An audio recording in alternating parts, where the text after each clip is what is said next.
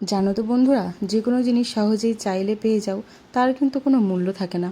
আর সেই জিনিসটাই যদি অনেক কষ্ট করে সঞ্চয় করে তারপর পাও, তার মূল্যটা কিন্তু দ্বিগুণ বেড়ে যায়।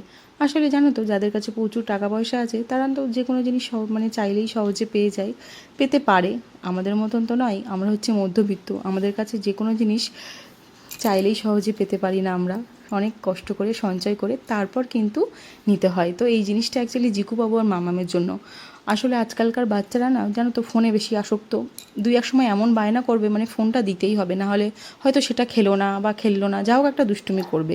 তো সেই জিনিসটা থেকে বিরত থাকার জন্য আমি আর বাবা সিদ্ধান্ত নিলাম, না এই জিনিসটা করতে হবে, না হলে হবে না।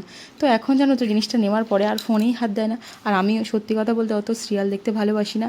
যেটা হয় ভালো লাগে বা কোনো নিউজ হলে তখন দেখি, আর নাহলে তো ফোনই আছে, এতেই আমার সময় চলে যায়। তো যাই হোক, এটা নিয়ে খুবই উপকার হয়েছে। আমি একটু ইউটিউব ছেড়ে দিই ওদের, ওরা একটু কার্টুন যেটা ভালোবাসে, যে চ্যানেলটা, সেইগুলো দেখে। আর একটু অ্যাক্টিভিটির মধ্যেও থাকতে পারে বাচ্চারা, তো সেই জন্যই নেওয়া হয়েছে। এখন কিন্তু আমার বাচ্চারা একদম ফোনে হাত দেয় না, সেই দিক থেকে পুরো আমি শান্তি। জিনিসটা নেওয়া সার্থক হয়েছে। চলো,